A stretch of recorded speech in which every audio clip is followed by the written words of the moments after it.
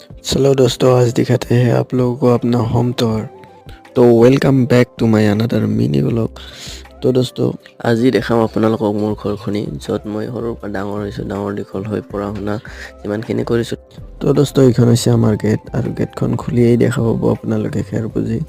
তাৰপিছত এইটো হ'ল কুকুৰা ঘৰ আৰু এইটো হ'ল গোহালি।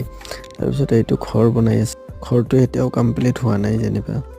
তো এইটো হৈছে পাকঘৰ, ইয়াতে ৰন্ধা মেলা খোৱা বোৱা এভৰিথিং ইয়াতেই হয়। তো এতিয়া অলপ বাৰীৰ পিছপিনে যাওঁ।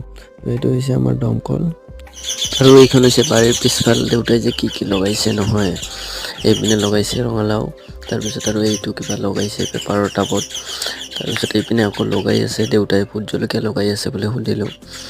তো এইটোৱে মোৰ হৈছে দেউতা। আৰু আপোনালোকক যদি হোম টুৰৰ ফুল ভিডিঅ' লাগে তেতিয়াহ'লে কমেণ্ট এটা কৰি জনাব, মই গোটেই ফুল ভিডিঅ'টো এক্সপ্ল'ৰ কৰিম।